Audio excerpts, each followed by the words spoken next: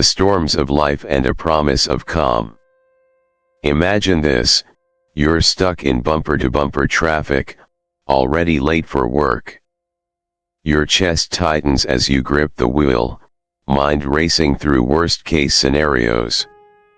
Or perhaps you've been frantically refreshing your inbox, waiting for news about a job or a promotion, each minute that passes making your heart pound harder. In these moments, it feels like the world is out of control, and our natural reaction is to panic and try to seize control back.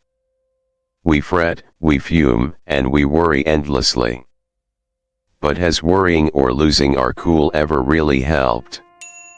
If you're like most of us, the answer is no. There's a profound wisdom that tells us there's another way, a calmer, more trusting way to live. In fact, in Buddhism and other wisdom traditions, we learn that by staying calm and letting go of our tight grip on outcomes, we allow the universe to work in our favor. It's a bit like exhaling after holding your breath for too long, a relief and a gateway to clarity. A tranquil forest scene with a gentle stream reminds us that when we become still and calm, our mind, like water, can reflect clearly and flow naturally. In this video, we're going to explore exactly how to do that, how to stay calm and let the universe deliver what you deserve. This isn't just a cliché or feel-good slogan, it's a practical philosophy grounded in Buddhist wisdom and supported by real-life experience. You'll hear insightful stories, some ancient, some modern, that illustrate the power of letting go. You'll get personal reflections that might sound like your own inner voice. And you'll discover concrete techniques to help you cultivate calm and trust in your daily life. By the end, we'll see how applying these principles can transform stress and frustration into peace and hope. So, whether you're a burned-out professional seeking relief, a spiritual seeker looking for guidance, or just someone trying to find a little peace in the chaos of modern living, welcome. Let's take a deep breath, step back, and begin this journey to calm wisdom together. The chaos of modern life and the urge to control. Let's start by acknowledging the reality around us. Modern life often feels chaotic. We wake up to alarm clocks and immediate obligations. Many of us dive straight into a flood of emails, news updates, and social media notifications before we've even had breakfast. Our days are filled with deadlines, meetings, commutes, and an endless to-do list that never seems to stop growing. It's no wonder that stress has become a national epidemic. In fact, more than 3/4 of adults report physical or mental symptoms of stress on a regular basis, and over 80% of American workers say they experience work-related stress. Think about that: 8 out of 10 people around you in the workplace are likely feeling overwhelmed, anxious, or burned out. If you're feeling that way, you're certainly not alone. Why is everyone so stressed? A big reason is that we're all trying so hard to keep everything under control. We live in a culture that prizes action and achievement. We're taught that if we're not constantly doing, hustling, planning, fixing, then we're somehow failing. From a young age, many of us absorb the message that success means controlling our destiny, getting the best grades, landing the perfect job, managing every aspect of our personal and professional lives to match some ideal plan. We become control freaks almost by default, because we think that's what it takes to survive and thrive. And to some extent, wanting control is natural. Life can be unpredictable, even scary. When things feel out of control, like a sudden job loss, an illness, or global events, we instinctively grasp for anything we can manage. Control gives us a sense of security. It's like holding the reins of a wild horse. If we can just pull hard enough, maybe we won't get thrown off.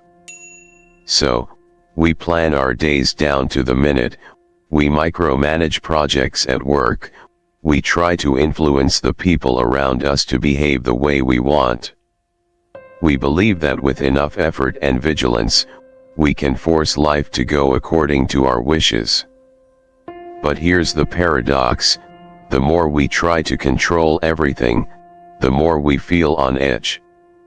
Modern life presents countless variables that we simply cannot command, from traffic jams and weather, to other people's decisions, to broader forces like the economy or societal changes.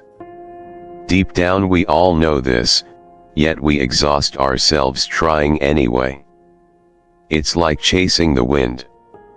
And when inevitably something doesn't go according to plan, it hits us hard. We get angry in traffic because we plan to be on time. We feel anxious refreshing that inbox because we need that job offer to come today. We lie awake at night because we can't stop thinking about the 1,000 what-ifs that might upend our careful plans. In short, our urge to control everything is actually controlling us, and not in a good way. Why chasing outcomes leads to suffering.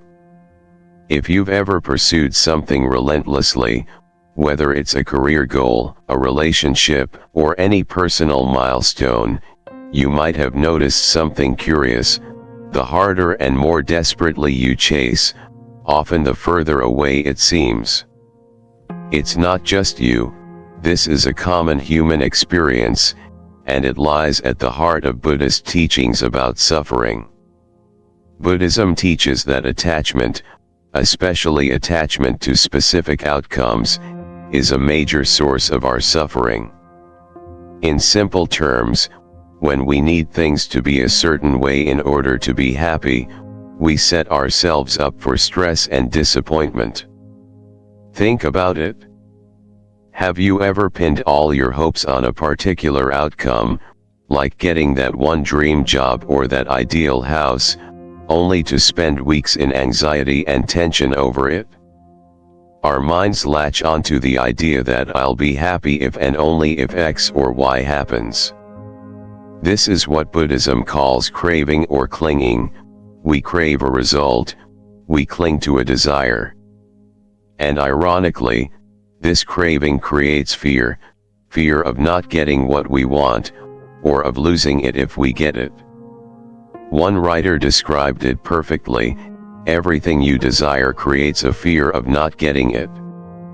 If I must have that promotion, then I start to fear the rejection. If I must make a certain amount of money by age 30, I fear falling short. The stronger the desire, the stronger the fear of its opposite. We end up living in constant anxiety, haunted by the shadow of a potential loss or failure that hasn't even happened yet. Buddhist philosophy pinpointed this dynamic over 2,500 years ago. The Buddha's second noble truth states that the origin of suffering is tanha, usually translated as craving or attachment. It means that when we attach our well-being to having things be a certain way, when we chase outcomes, we inevitably suffer, because life by nature is uncertain and ever-changing. As one modern interpreter put it, one's attachment to a specific outcome is why one suffers. When we grip so tightly onto a particular result, any deviation feels like a personal blow. Consider this everyday example: you plan a weekend outing, maybe a picnic or a beach day, and you've been looking forward to it all week. You picture the sunny skies, the perfect setting. But when the day comes, it rains.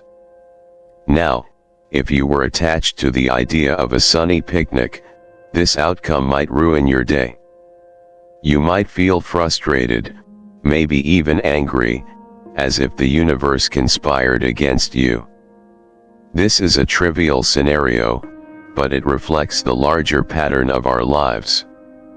We often stake our happiness on conditions that are beyond our control, like the weather, and when reality doesn't match our expectation, we suffer. On a more significant scale, many of us chase achievements we believe will bring lasting happiness, a certain job title, a degree from a prestigious school, the perfect partner or family image. There's nothing wrong with aspiring and working for these things, but when we hinge our entire self-worth and happiness on them, we walk a fragile line. Even if we succeed, the satisfaction can be fleeting. Think of how a goal achieved often leads to the next goalpost being moved further.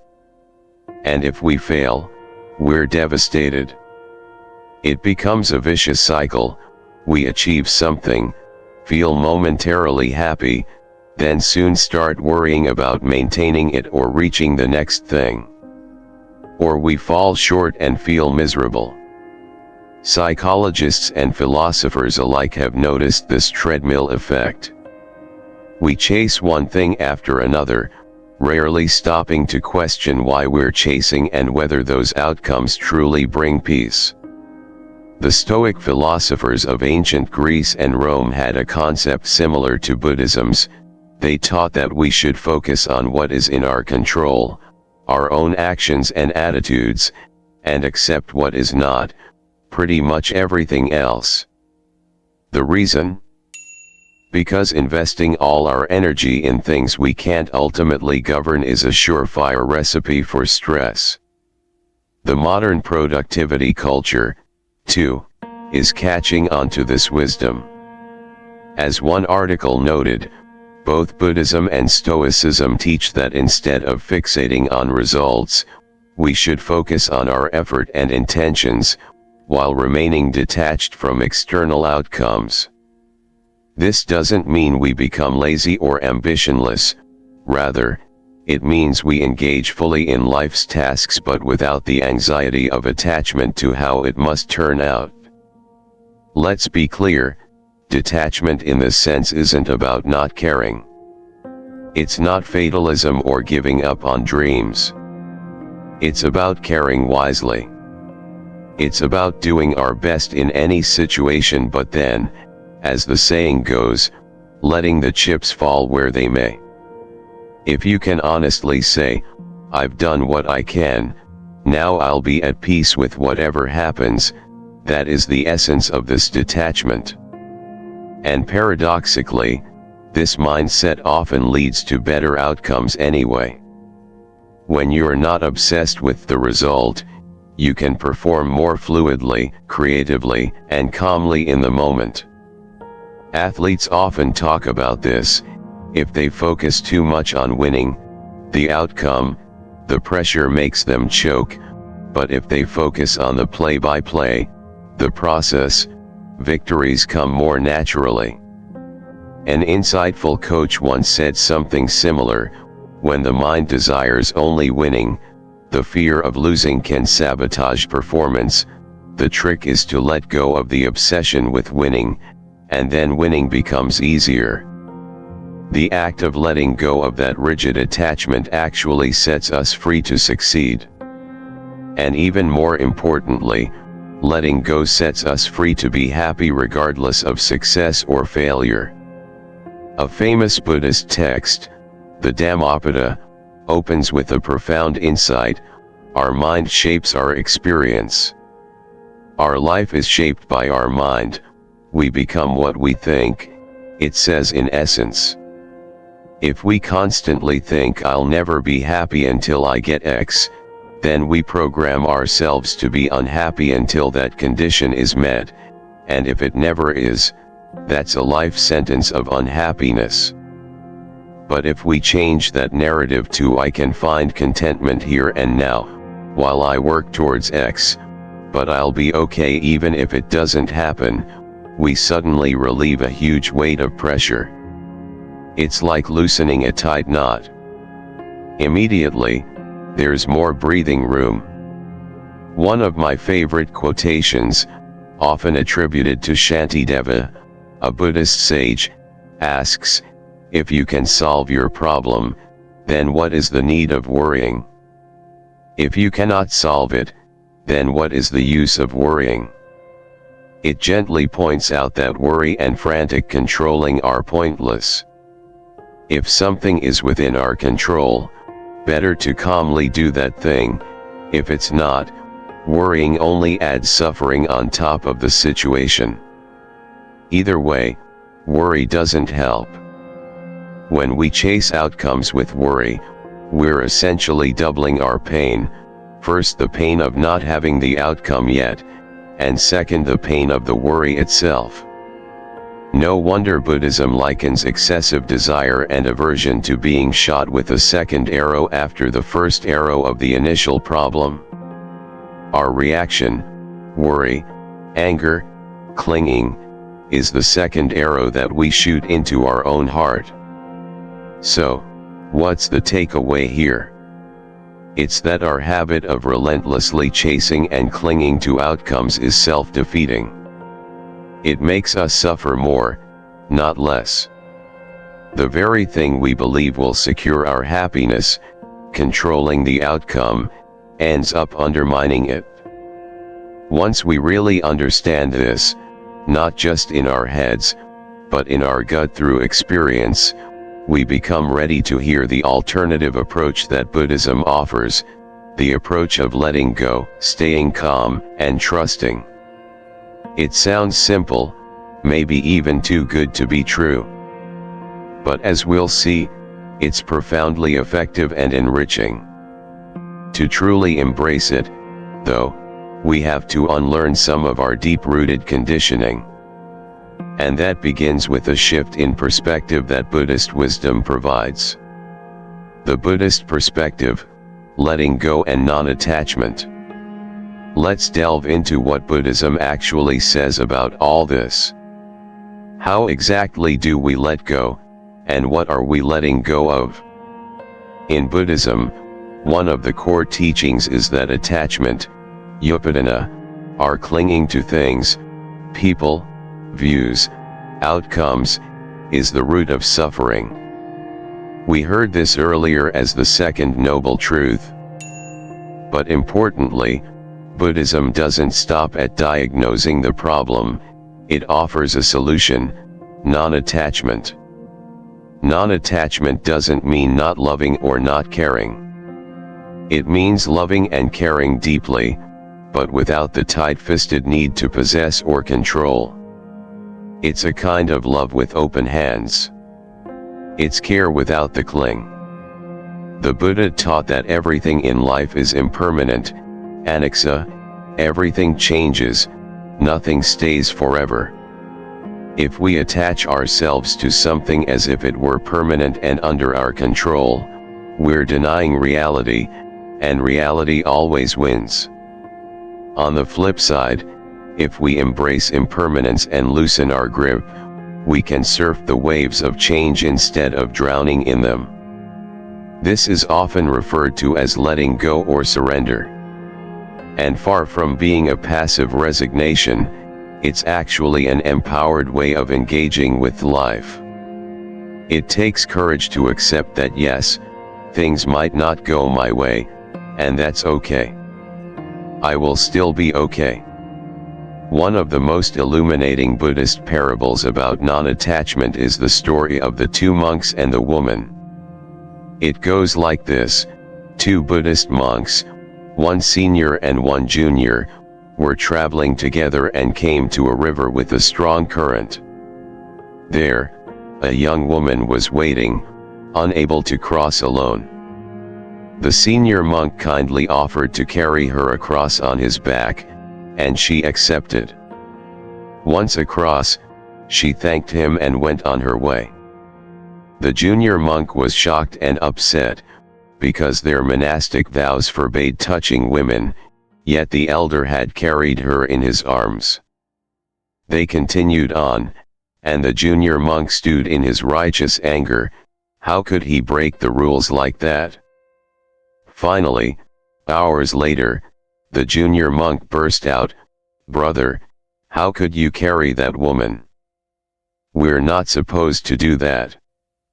The senior monk just smiled gently and replied, "I set her down on the other side of the river.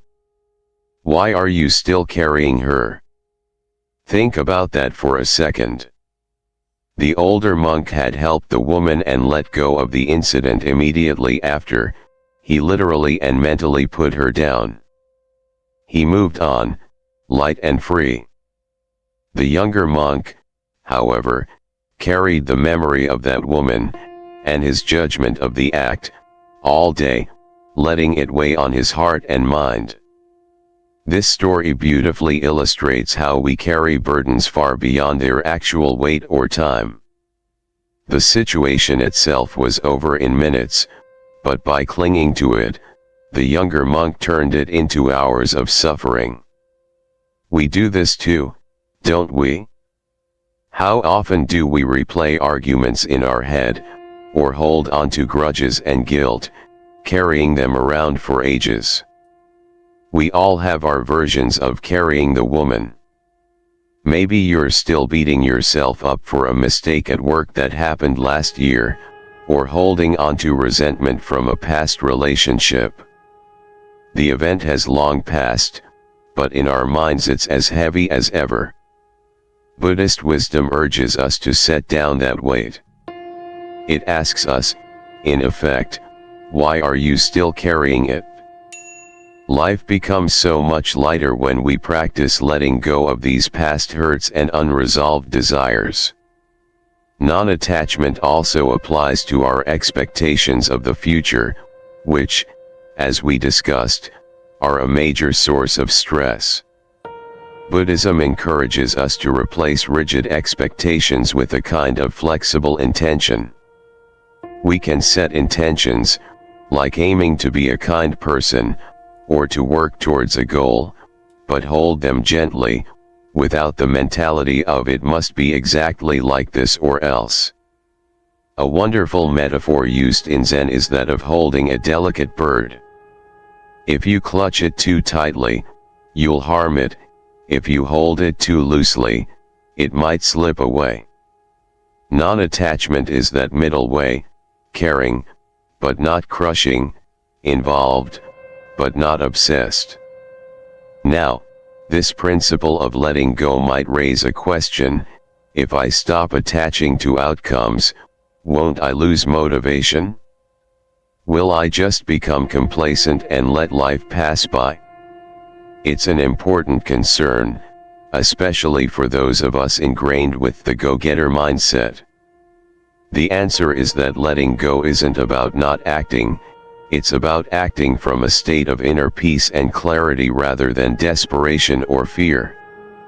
In fact, Buddhism outlines something called the Noble Eightfold Path as a guide for living, and one of its steps is right effort.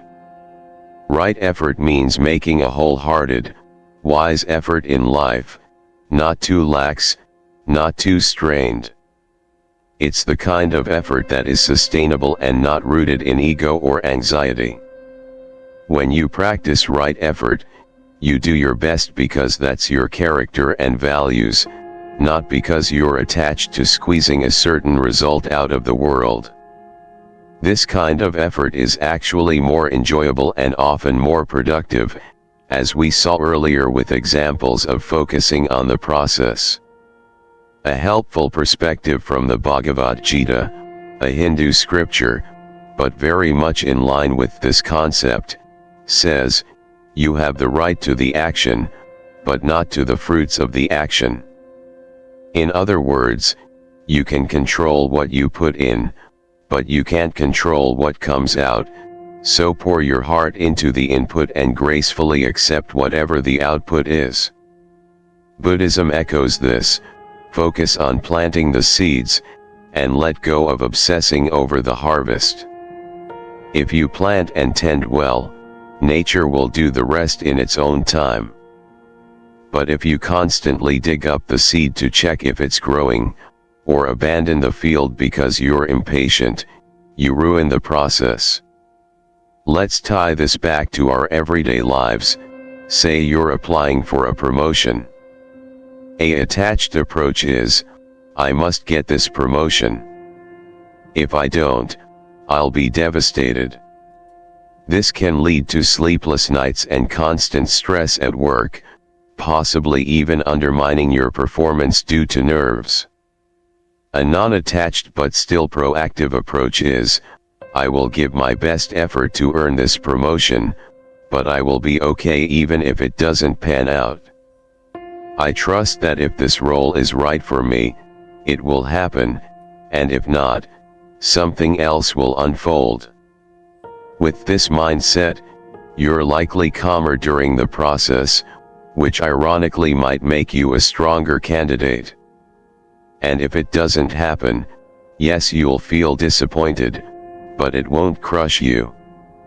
You'll be able to recover and look forward, perhaps to an even better opportunity. The Buddha often used nature analogies to teach lessons. One famous analogy relevant here is that of holding water. If you scoop up water in your hands and squeeze tightly, the water slips through your fingers. If you hold your hands gently cupped, the water remains. In life, peace and happiness are like that water. Grasp them too tightly, through fierce attachment, and they escape you. Approach them with openness and gentleness, and they can be held. Another analogy, a clenched fist versus an open palm. A clenched fist can't receive anything new, it's closed off, tense. An open palm can receive gifts. When we are mentally clenched, attached, controlling, resisting, we cannot receive the gifts the universe may be offering. When we relax and open up, we become receptive. It's almost as if the universe has been trying to give us what we truly need, but our tight hold on what we think we want has been getting in the way. By letting go, we remove that obstacle. At this point, you might be thinking, okay, I get it conceptually, let go of attachments and I'll suffer less. But how do I actually do that when I'm in the thick of stress and worry? That's a great question and a practical one. The answer lies in cultivating certain habits of mind and heart, which we will definitely get into. Buddhism is full of practices, from meditation to ethical living, that train us in letting go. But before we go there, it will help to deepen our conviction in this approach by exploring how the idea of trusting the universe complements letting go. Because it's one thing to release our grip, it's another to have faith that after we release, we won't just fall into an abyss. Trust is what catches us. So let's talk about trusting the universe and what that means from a Buddhist lens. Trust the process, karma, faith, and the universe's timing. Let the universe deliver what you deserve. It's a beautiful phrase, but what does it really imply? In a Buddhist context, we might interpret the universe as the natural law of cause and effect, better known as karma. Karma is often misunderstood, so let's clarify. It's not about predestination or some cosmic vending machine where you input good and get good out immediately. It's more nuanced. Karma in Sanskrit literally means action. It teaches that every intentional action we take plants a seed, and those seeds will fruit when conditions are right, maybe immediately, maybe years or even lifetimes later. The key idea is causality. Actions have consequences. If you plant an apple seed, you will eventually, with water, sun, time, get an apple tree, not a mango tree. If you plant seeds of kindness, honesty, and generosity in your life, those are the kinds of fruits that will come back to you in some form. Likewise, negative actions plant seeds for sorrow or trouble down the line. So when we say what you deserve, from a Buddhist standpoint, it's not a moral judgment in the human sense, like some external deity deciding if you're deserving or not, but rather you deserve the fruits of whatever seeds you consistently plant. It's an impersonal natural law. This is actually empowering. It places a lot of our destiny in our own hands, at least in terms of our actions and attitudes. We can't control all external outcomes, as we established, but we can control what causes we put into motion. And by doing so, we influence what effects eventually come around. Now, sometimes karma is immediate and obvious. You study hard, you pass the exam, cause and effect. Other times it's delayed or oblique. Someone cheats others for years and seems to get away with it, until one day everything collapses. Buddhism acknowledges that karmic consequences can be complex and not always visible in the short term. This is where trust comes in. We might not see immediate fairness in every situation. In fact, life often seems unfair when viewed in a snapshot. Good people face hardships. People doing wrong might prosper for a while. But Buddhism would say, zoom out. The story isn't finished yet. Every action will ripen in due time. If someone seems to escape consequences, it may be just temporary, or the effects are manifesting in ways we don't see. If a do-gooder suffers, maybe they are exhausting some past karma and will see light ahead. The point is, there is a greater unfolding at play, and we can trust in the balance of it. Trusting the universe, in this sense, means believing that if we do our part, living ethically, kindly, and yes, calmly, then life will, sooner or later, yield results beneficial to us. It might not always be what we want at the outset, but often it turns out to be what we need. There's a popular saying you might have heard, if it's meant for you, it will come to you. If it's not, it was never yours to begin with. This captures an essence of trust. After we've done what we can, we leave the rest to the larger flow of things, call it the universe, karma, God, fate, whatever resonates with you, and we trust that this flow ultimately has our back. Now, in Buddhism, trust is often framed as faith, saddha, but not blind faith. It's more like confidence based on understanding. We have confidence that living by certain principles yields peace because we've seen it work, even in small ways. For example, you might recall a time you chose to stay calm in a crisis instead of freaking out, and noticed that your calmness actually made things go more smoothly, almost as if events cooperated with your state of mind. Or a time you decided to be generous without expecting anything, and then later on help came to you from somewhere unexpected. When you start noticing these patterns, your trust in the process grows. A great way to illustrate trusting the universe's timing is through the Chinese, or Zen, farmer story, which really isn't Buddhist in origin but is very much in line with Buddhist and Taoist philosophy. It's one of my favorite stories because it shows how we never truly know whether something that happens is good or bad in the grand scheme. We just need to stay calm and see. Here's how it goes. There was an old farmer who had worked his fields for many years with the help of his son and a horse. One day, his horse ran away. Upon hearing the news, the farmer's neighbors came to commiserate.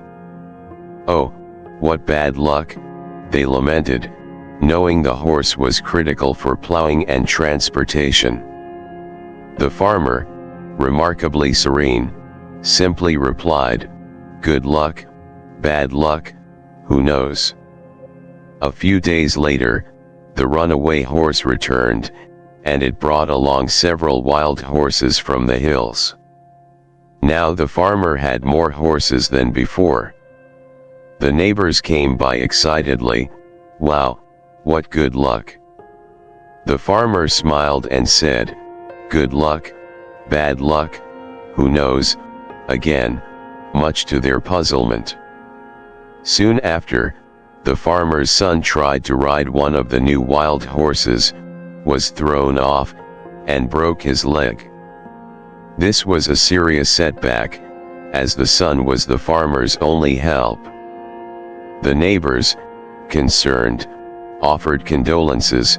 "What terrible luck, your son's injury is so unfortunate." The farmer, still unruffled, responded with his now familiar mantra, "Good luck, bad luck, who knows?" A couple more weeks passed, and the army came through the village conscripting all the young men to go fight in a war. Because the farmer's son had a broken leg, he was exempt and did not have to go. The neighbors, now astonished by the turn of events, said, "Perhaps that wasn't bad luck at all that your son broke his leg. You're very lucky, he's been spared." And, of course, the farmer just said, "Good luck, bad luck, who knows?" This story perfectly encapsulates the idea of trusting the unfolding of life.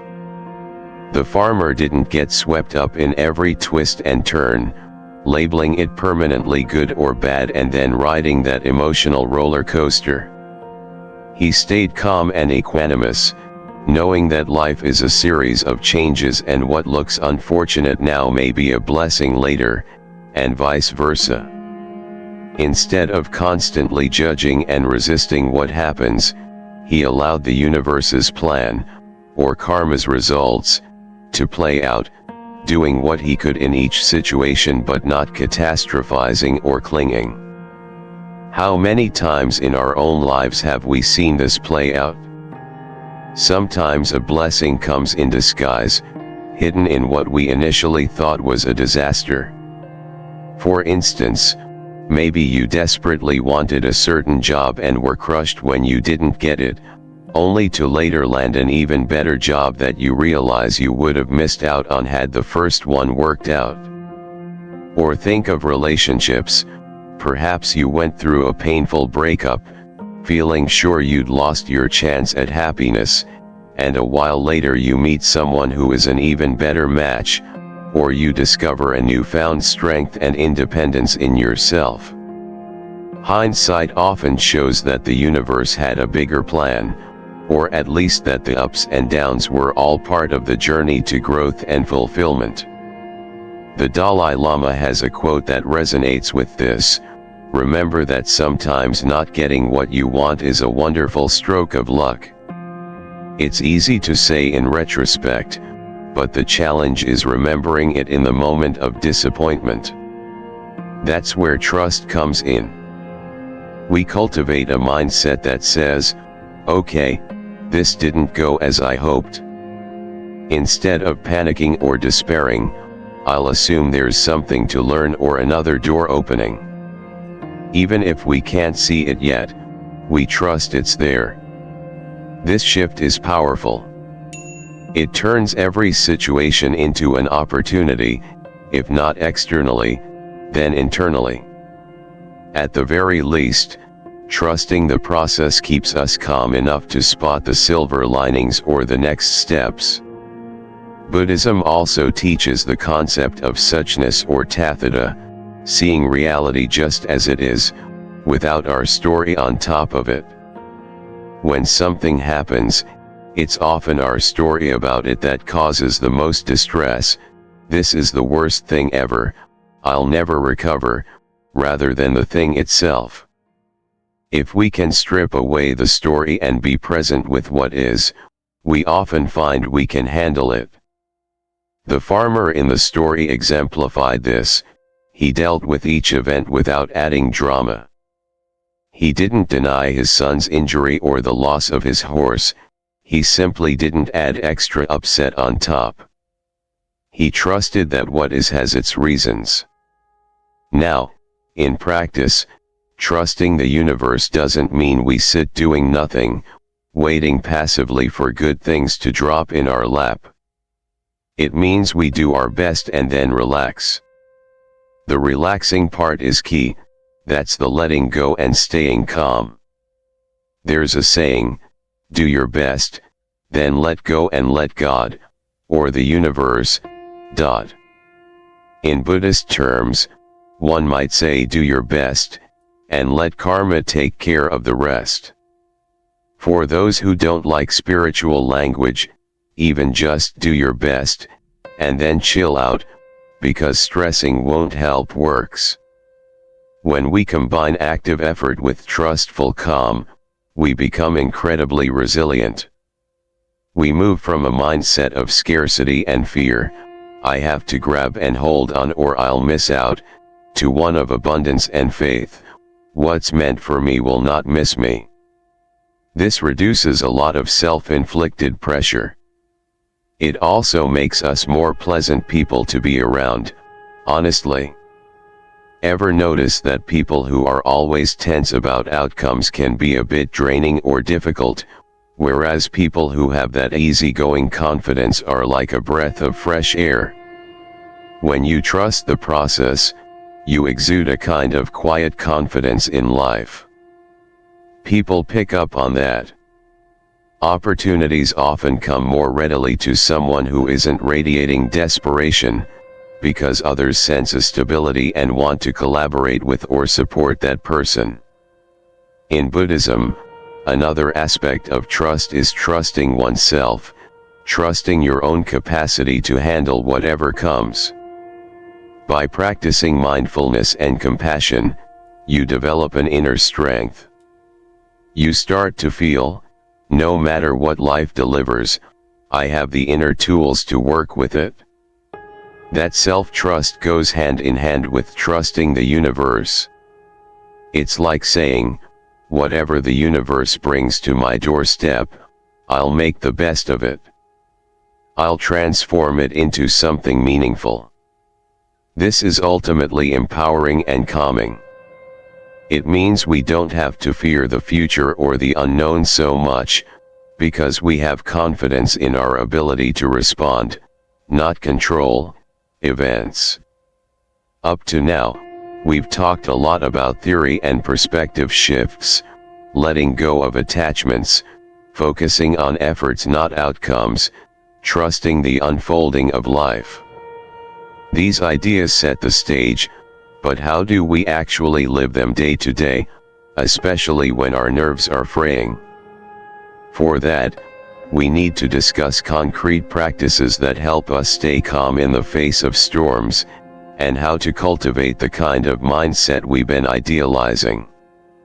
Let's move into that practical realm, how to cultivate calm and what tools Buddhist wisdom offers for maintaining our equanimity and trust when things get challenging. Cultivating calm in everyday life. Staying calm is easier said than done, right?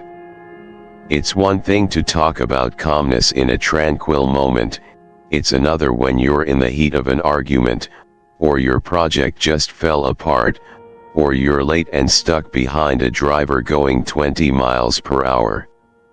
So how do we bridge that gap? How do we train ourselves to actually be calm when it counts? The good news is, calmness is a skill that can be developed. It's like a muscle, the more you exercise it, the stronger it becomes. Buddhism offers a wealth of techniques to cultivate a calm mind and a balanced outlook. Let's explore a few of the most effective ones and how you can integrate them into your daily life. 1. Mindfulness meditation. the art of noticing and breathing. At the heart of Buddhist practice is meditation, and specifically mindfulness meditation.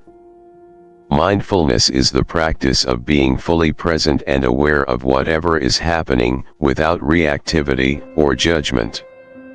One simple mindfulness exercise, and something you can even do right now as you listen, is to focus on your breath. Notice the sensation of breathing in, then breathing out. Feel the air passing through your nostrils, or your chest rising and falling. When your mind wanders, which it will, and that's okay, gently bring it back to the breath. This seemingly basic practice is profoundly effective at inducing calm. Why? Because it anchors you in the present moment and in your body, instead of being lost in anxious thoughts about the future or past. Thich Nhat Hanh, a beloved Zen master, often taught that feelings come and go like clouds in a windy sky. Conscious breathing is my anchor. Think of that imagery, clouds in a windy sky, that's our racing mind with all its emotions. And the breath is an anchor, something steady and real we can hold onto until the storm of thoughts passes. Deep, conscious breathing actually triggers our parasympathetic nervous system, which is the body's natural calming mechanism, often called the rest and digest response, as opposed to fight or flight. So when you're stressed, one of the quickest ways to calm down is literally to breathe slowly and deeply. Perhaps you've noticed therapists or wise friends saying take a deep breath in a tense moment. It's not trivial advice, it's physiological and psychological truth. Let me share a quick personal example. I used to have a terrible fear of public speaking. Before any presentation, my heart would race, palms sweat, and my thoughts would spiral. What if I mess up? What if they think I'm dumb? After learning about mindfulness, I started applying it backstage. I'd find a quiet corner, close my eyes, and just breathe, paying attention to the air entering and leaving my body. Sometimes I'd also do a quick body scan, relaxing any tense muscles intentionally, dropping my shoulders, unclenching my jaw. We often hold tension in these spots unconsciously. I'd remind myself, right now, I'm just standing here breathing. The presentation isn't happening this second. Right now, all is well, I'm just breathing. This practice worked wonders. By the time I stepped on stage, I was much more centered. The fear might still be there, but it was dialed down from a 10 to, say, a 4, and it didn't control me anymore. I could speak clearly and even enjoy the process. Now, not everyone has to become a meditation master or sit cross-legged for hours. You can incorporate micro-mindfulness moments in your day. For example, in the morning, before diving out of bed, take 5 mindful breaths. While sipping your coffee or tea, really feel the warmth, taste the flavor, notice the aroma, instead of gulping it down while checking the news. When driving, or commuting, occasionally turn off the radio and just be aware of the drive, the sights passing by, the sensation of your hands on the wheel. Red lights actually become opportunities to breathe and relax shoulders, instead of occasions for impatience. At work, you can practice mindful listening. When a colleague speaks, truly listen without planning your reply at the same time. This not only keeps you calm, it also improves your relationships. In the evening, maybe do a brief meditation or journaling to process the day, so you're not carrying all the mental clutter to bed. These small practices, sprinkled through the day, train your brain bit by bit to remain calm and present. It's like building an internal reservoir of peace. Then, when a crisis hits, you're more able to tap into that reservoir. 2. Reframing thoughts, from catastrophe to curiosity. Our thoughts have a huge impact on our calm, or lack thereof. When something stressful happens, notice how you're thinking about it. Are you adding drama with your inner monologue? For instance, say you made a mistake at work. One kind of thought is, "Oh no, I screwed up. This is terrible. I bet everyone thinks I'm incompetent. I might get fired. This is the worst." These thoughts will skyrocket your anxiety. A mindful and calm approach would be to catch these thoughts and reframe them. Okay, I made an error. I'm human. What can I do to fix it or learn from it? Mistakes happen to everyone. This might not even matter a month from now. By softening the narrative, you keep yourself in problem-solving mode rather than panic mode. A helpful question to ask yourself when you feel the panic rising is this as big a deal as my mind is telling me? How might I see the situation differently? Often, just zooming out helps. Will this issue matter in 5 years? If not, maybe I shouldn't give it the power to ruin my mood now. Even asking, "What's another way to look at this?" opens up mental space. Perhaps what seems like a setback is actually a challenge nudging you to grow a skill. Perhaps someone's harsh criticism is more about their bad day than about you. You don't have to believe every thought that pops into your head, especially the alarming and negative ones. We can learn to observe thoughts without grabbing onto them. That's another gift of mindfulness. Observe the worry thought come up. Note, I'm having a worry that I'll miss my flight. Then instead of spiraling, double check your keys and itinerary calmly, and let the thought go. 3. The practice of pausing. In moments of intense emotion, pause. Just pause. This is a simple but game-changing practice. The Buddha recommended a quality called wise restraint. It means when you're triggered, angry, scared, about to react, don't react immediately. Take a beat. Take a breath. In that pause, you reclaim choice. You prevent a regretful action, like snapping at someone or sending that angry email or making a hasty decision. Pausing is not the same as suppressing. You're not shoving the feeling down, you're simply giving it a moment to settle so you can respond more skillfully. A classic example, you get an email that really upsets you, maybe a colleague blaming you for something or a friend saying something hurtful. Your impulse might be to fire back a sharp retort. If you instead pause, maybe go for a short walk or do 10 mindful breaths, you allow the initial emotional surge to pass. Then you might notice underneath the anger you feel hurt, or fear. With that clarity, you can decide how, or if, to respond in a more constructive way. The email you send after a pause is almost guaranteed to be wiser, or you might realize not responding at all is best, which often it is for troll-like messages. How does this tie into calm? Pausing protects your calm.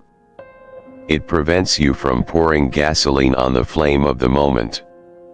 It's a way of saying to the universe and yourself, I intend to handle this with as much peace as possible. For remembering impermanence, this too shall pass. When we're in a tough situation, reminding ourselves of impermanence can be incredibly soothing. Everything changes, no state is permanent. That means both the good times and the bad times are transient. If you're having a rough day or a spike of anxiety, tell yourself, this feeling is not forever. It will pass. And it does, doesn't it? Think of all the horrible days or moments you thought you'd never get through, yet here you are. The storm passes, the emotions settle. Sometimes even repeating the simple mantra "it's temporary" or "this will pass" in the midst of stress can ground you. It injects a bit of hope and patience into a dark moment. Buddhist texts often compare emotions to weather. Your mind is the sky, and emotions are clouds. Some days are cloudy, stormy, other days clear. But the sky itself, your deeper mind, isn't broken by a storm. The blue sky is still there behind the clouds all along. You are the sky, not the passing weather. So when a difficult emotion arises, try to step back and observe it. A wild storm of anger is here, or heavy clouds of sadness are present. By labeling and observing, you sometimes feel a slight detachment. The emotion is there, but it's not the whole of you. You can watch it, maybe learn from it, without being wholly consumed. This perspective is calming because you don't feel like you are the anger or fear, you're the one witnessing it, and that one, your awareness, is inherently stable and calm. 5. Compassion and self-compassion. It might sound unrelated, but cultivating compassion, for others and yourself, greatly supports calmness. Why? Because a lot of our turmoil comes from resistance, resisting others' behaviors, resisting our own flaws. Compassion softens that. For example, if someone else is acting out or is difficult, instead of immediately getting angry, you might remind yourself, they must be suffering or stressed about something to behave like this. May they be well. This thought can dissipate your anger and keep you calmer, rather than taking it too personally and reacting. This echoes the Buddha's teaching in the face of anger. He said, responding to anger with anger is like trying to cool off by jumping into a fire. Instead, respond with compassion, or at least non-anger. There's a story where Buddha was insulted by a man and he remained calm, basically teaching that if you don't accept someone's hateful gift, their insults, then the gift stays with them. In other words, you don't have to internalize others' negativity. You can maintain your peace and let their anger remain their problem, while perhaps even feeling sorry for them that they're so upset. And self-compassion, oh boy, is that important for calm. We are often our own harshest critics. When we're harsh on ourselves, every mistake or imperfection becomes a huge drama internally. If you can treat yourself with the same kindness you'd show a dear friend, you'll bounce back from setbacks much faster and with much less angst. Made a mistake? Instead of "I'm so stupid," tell yourself "I made a mistake, but I'm still learning. It's okay. What can I do to make it better?" Literally, sometimes I tell people to place a hand on their heart and speak to themselves kindly when they're upset with themselves. It might feel silly, but it can physically soothe you. Neuroscience shows that self-compassion releases oxytocin, the feel-good bonding hormone, which calms us down. 6. Simplicity and space. Our environment and lifestyle also affect our calm. If your schedule is packed to the brim, if you're constantly multitasking, If your phone buzzes every 5 minutes, calm will be elusive. Simplifying where you can is a practical step to invite more peace. Maybe it means setting some boundaries, not checking work email at 10 p.m., or having one screen-free day a week, or saying no to an extra commitment when you're already tired. Creating little pockets of space and silence in your daily routine is not laziness, it's maintenance for your soul. Even 10 minutes of quiet time, no stimulation, can recharge you. You might use that for meditation, or a walk in nature, or just sipping tea in the garden. Nature, by the way, is a great calmer. There's a reason a walk in the park or sitting by the ocean makes us feel at ease. We reconnect with a slower, wider rhythm than our chattering minds. If you're feeling overwhelmed, stepping outside, looking at the sky or a tree, and just breathing can reset your nervous system. I recall a period when I was extremely busy with work and personal obligations. From dawn till midnight it was go go go, and I was miserable even though I accomplished a lot. My temper was short, and I felt anxious most of the time. What changed things was deliberately inserting short breaks, a 5-minute breathing session mid-morning, a rule that I'd eat lunch without working at the same time, just focusing on the meal, and taking a 15-minute walk around the block in the afternoon with my phone left behind. These small pauses became treasured islands of calm in my day. Not only did I feel better, I actually became more productive and creative, because my mind had a chance to rest and reset. It's like hitting the refresh button. Now, these are all techniques and tips. They work, but only if we practice them. It's perfectly fine to start small, maybe pick one thing from above that resonates and try it consistently for a week. See what happens. For instance, decide every morning this week, I'll do 5 minutes of breathing meditation, or when I get home from work, I'll spend the first 10 minutes technology-free, just unwinding. Treat it as an experiment, something to be curious about rather than another task on your to-do list. One common challenge when trying to be calm is that we might start judging ourselves for not being calm. That's a sneaky one. If you find yourself thinking, "Ugh, I'm failing at being mindful, I got angry again, I'll never be Zen," just recognize that as a negative thought and let it go.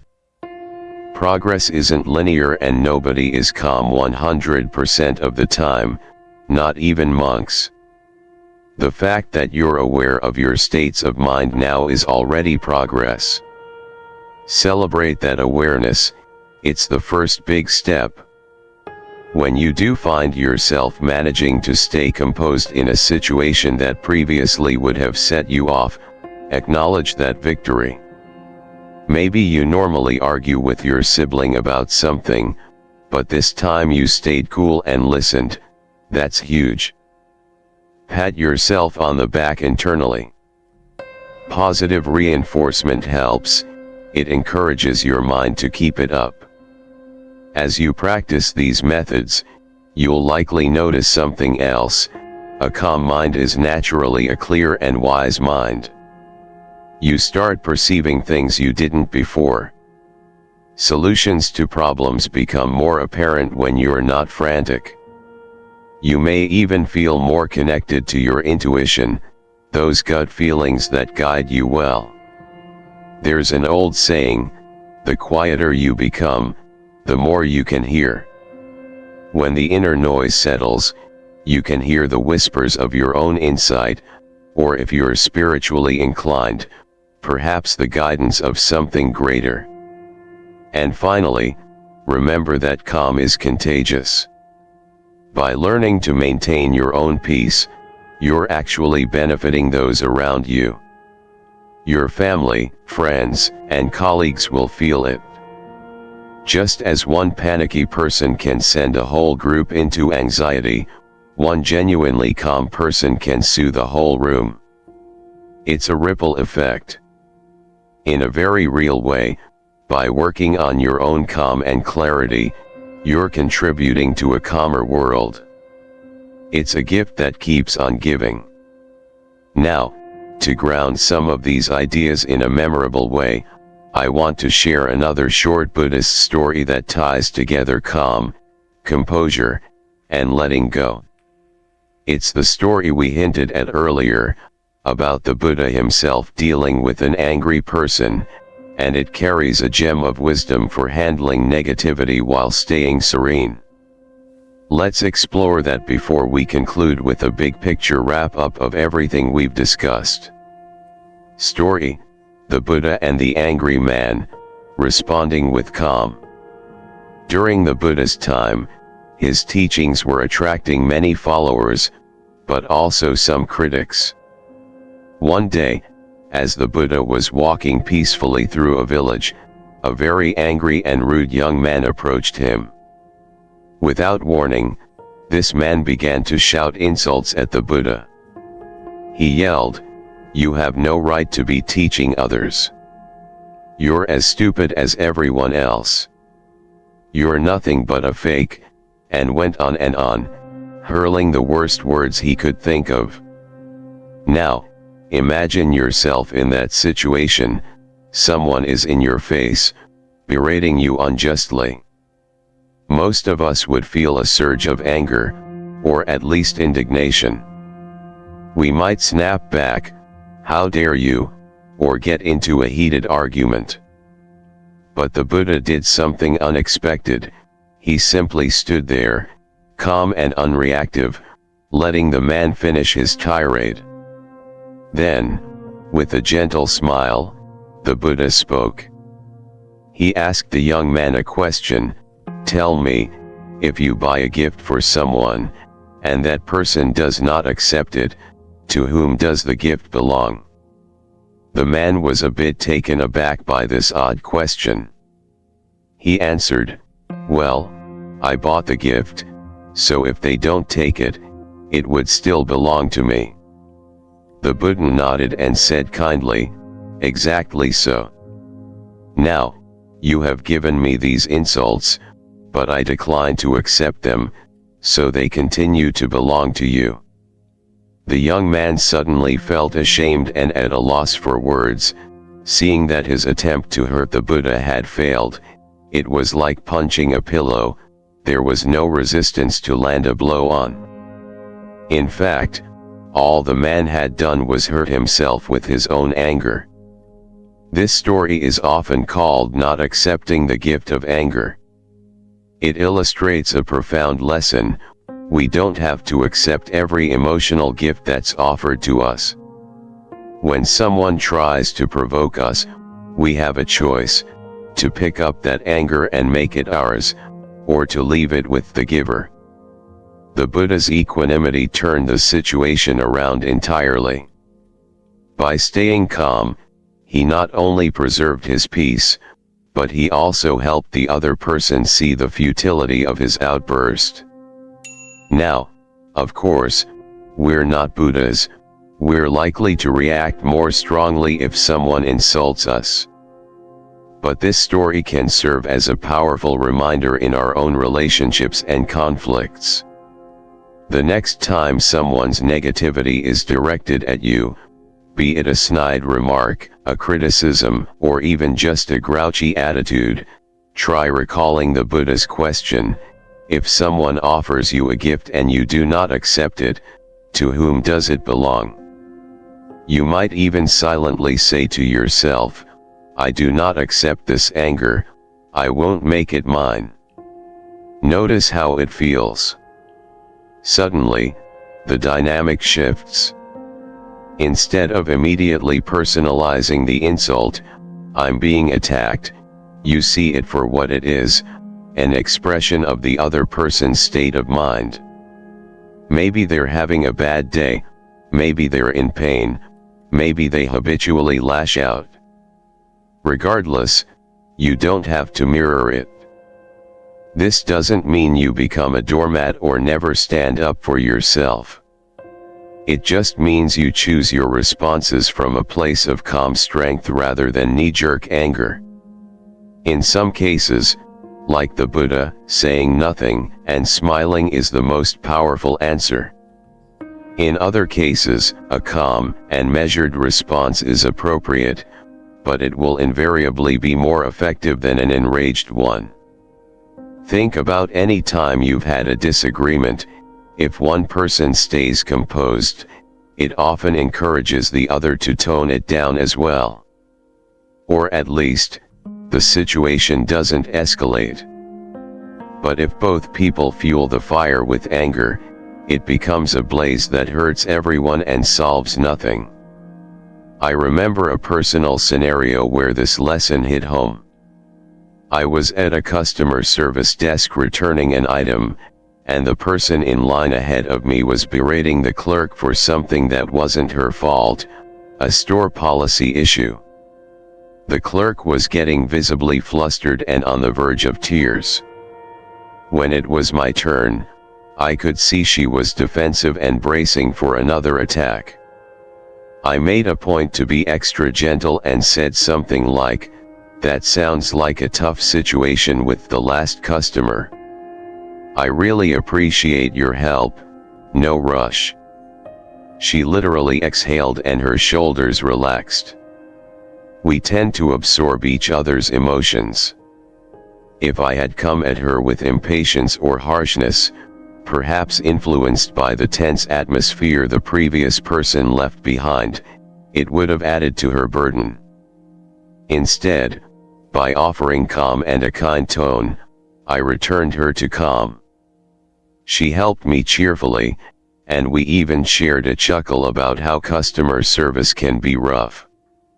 I left thinking, wow, had I responded with more stress, it would have just perpetuated the negativity for both of us.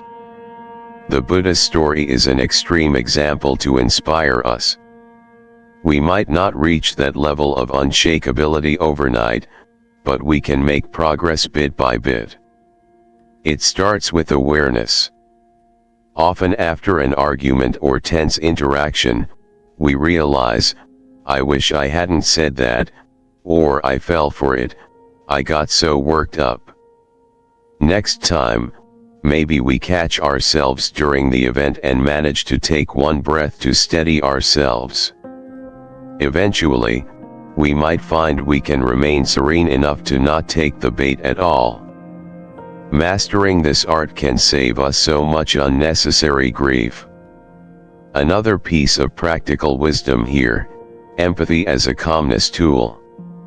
If someone is blowing up at you, and you manage to stay a little calm, try to see the hurt or fear in them. It's hard to do in the moment, but it can instantly defuse your anger.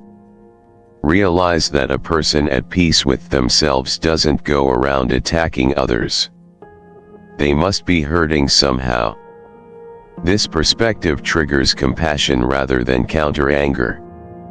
Remembering this has helped me in some tough conversations, where instead of shouting back, I actually felt pity or concern for the other person.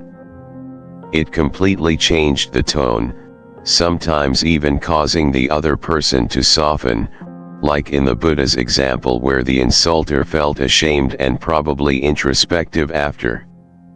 The story also subtly reminds us of emotional ownership.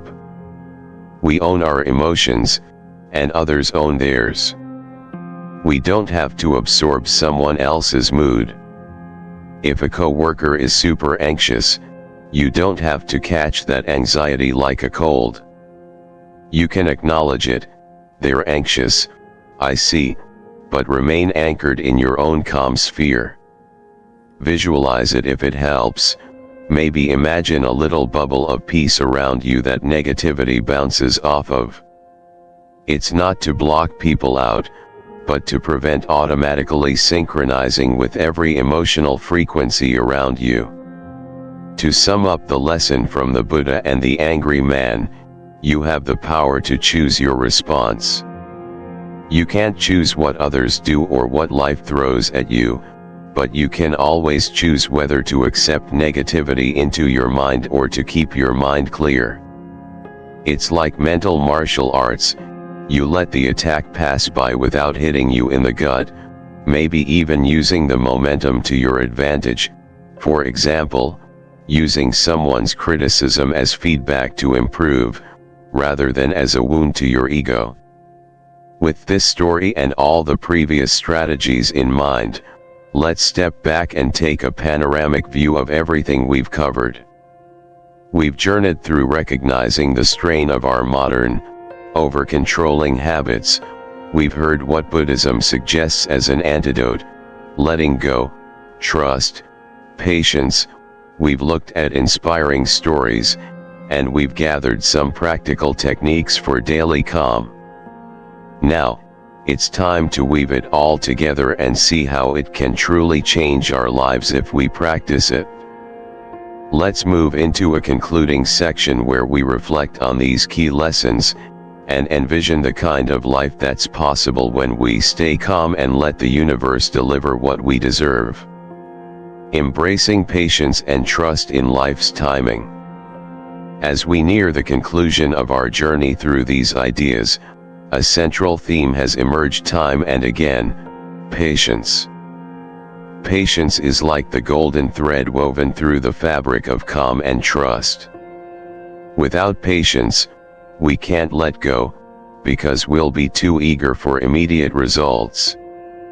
Without patience, we can't trust the universe's timing, because we'll try to rush everything according to our timetable.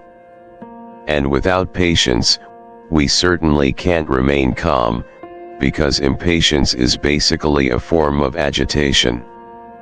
Buddhism holds patience in very high esteem. In fact, in one scripture it is said that patience is the highest virtue. Kanti paramam tapotidika, forbearance, patience, is the supreme practice. Think about that. Out of all the virtues like charity, morality, wisdom, etc., patience is exalted as paramount in some teachings. Why would that be? Perhaps because patience is the soil in which all other virtues can grow. Without patience, our kindness gets quickly replaced by frustration, our wisdom gets clouded by hasty judgment, our generosity dries up if results aren't quick. Patience underlies resilience and gentle strength. So, what is patience, really? It's not just waiting, it's how we wait. True patience is waiting with a good attitude, maintaining inner peace throughout. It's a willingness to accept that things unfold in their own time, much like a flower blossoms when it's ready. You can't pry it open sooner without damaging it. When we cultivate patience, we're essentially saying, I am willing to dance with life at life's pace, not just my own. It's a form of surrender, but a wise and peaceful one. In our fast-paced culture, patience is in short supply. Everything is about instant gratification. Buy now with one click, stream it immediately, get the 2-hour delivery. Technology has trained us to expect immediacy. This makes it even more important to consciously practice patience, because life itself, especially the meaningful things, often don't operate on a nanosecond schedule. You can't force healing to happen faster than the body allows. You can't rush maturity or mastery, they come with time and experience. You can't demand that a grieving friend cheer up on your timeline, they need patience and support to process their feelings. Many beautiful things in life are like cooking a slow stew, they need simmering. Now, how do we get better at patience? partly through all the mindfulness and perspective techniques we discussed, those inherently train patience. But also, by valuing it. Start viewing patience as a strength, not a weakness. There's a tendency to think a patient person is getting left behind or is too passive. Not so. A patient person is someone who has their eyes on the long term, who isn't easily rattled by short-term delays or hiccups. That's strength. It's like the difference between a shallow root and a deep root. A tree with shallow roots might grow fast but is easily uprooted in a storm. A tree with deep roots grows steadily and can weather the fiercest winds. Patience is what grows deep roots in us. Let's recall some of our stories through the lens of patience. The Chinese farmer's calm refrain, "Who knows?" is patience, not jumping to conclusions, allowing events to play out. The Buddha standing quietly while being insulted is patience, not reacting impulsively, but taking a moment to respond wisely. When you practice breathing in a tense moment, you're exercising patience, giving yourself time to respond rather than reacting immediately. When you trust that if it's meant for you it will come, you're basically being patient with destiny. There's a saying, patience is not about how long you can wait, but how well you behave while you're waiting. I love this because it points to the quality of our waiting. Are we fretting, pacing, complaining the whole time, like being in a long line and huffing and puffing about it? Or are we making the most of it, maybe using that time to relax, observe our surroundings, strike up a pleasant chat with someone near us, or just daydream? The attitude transforms the experience. Waiting can either be torment or a little restful pause, depending on our mindset. One technique I sometimes assign to people, and to myself, is to intentionally use life's built-in waiting times as patience practice. Next time you're at a red light, or on hold on a phone call, or the internet is slow, notice your impulse to get irritated and instead choose to enjoy that little break. Take a breath, look around, hum a tune. Treat it as me time gifted by the universe. It's a small shift, but it builds the patience muscle. Another aspect of patience is patience with ourselves. We touched on self-compassion, and this is related. We need to be patient with our own growth and transformation. The habits of worry, anger, or control that we're trying to shift likely took years to form. They won't disappear overnight. There may be times you forget all this wisdom and have a meltdown. That's okay. It's 2 steps forward, 1 step back. Be patient and start again. Every day is a new day to practice. The fact that you're even reflecting on these things is a significant step that many people never take. By being patient with the process, we mirror the way the universe itself operates, gradually, cyclically, with seasons and ripening. You don't see a tree anxious about how fast it's growing.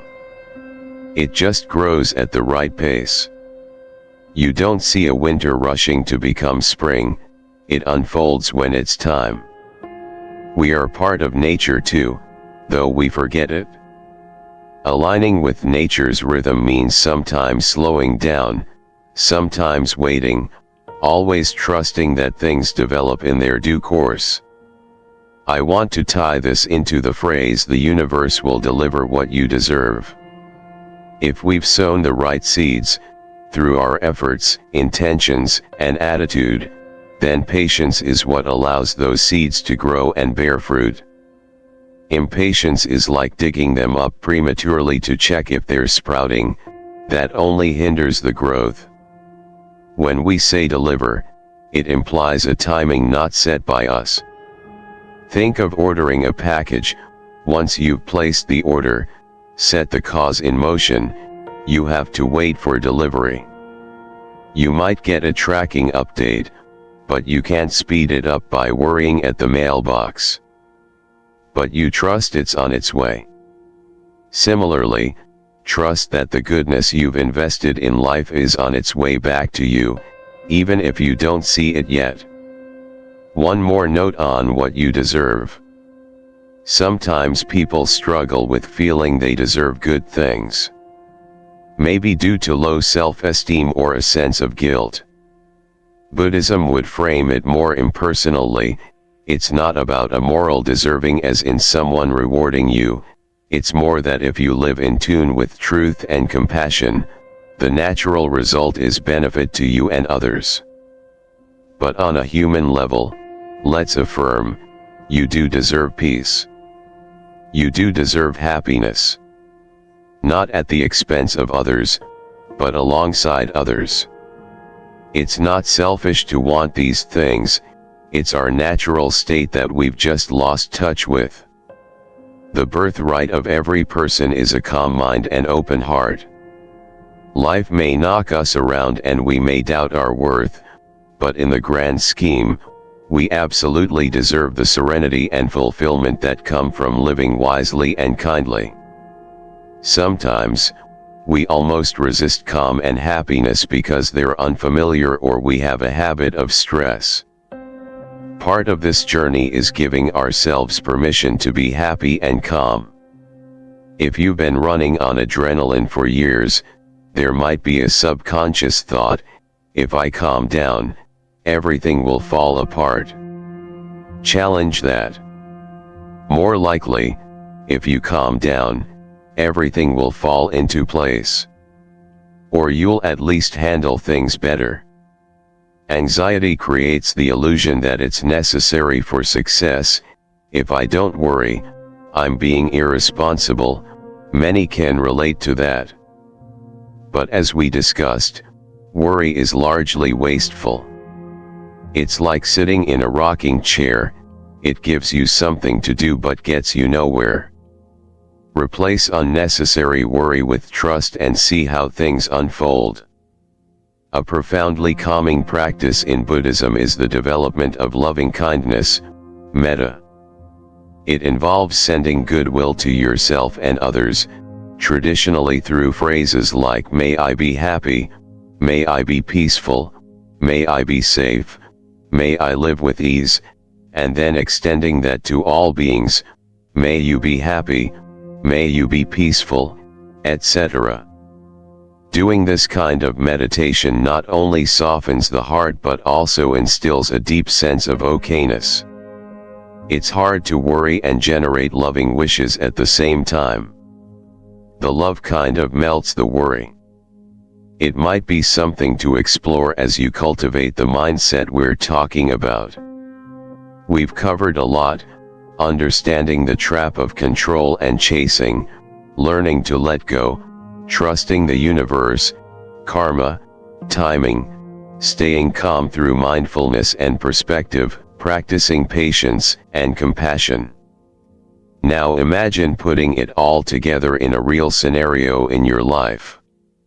Let's do a little visualization exercise, nothing woo-woo, just practical imagining. Think of a situation that's been stressing you out lately.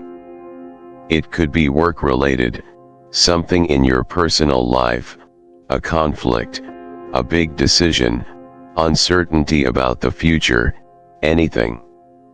Now, in your mind's eye, apply what we've discussed to that situation. See yourself approaching it with a calm demeanor.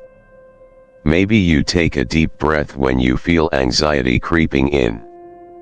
You remind yourself, I've done what I can, I'll let the rest unfold. If there's a specific outcome you're attached to, hear yourself say, I'm hopeful for X, but I'll be okay even if X doesn't happen. Life might have something else in store and I trust it.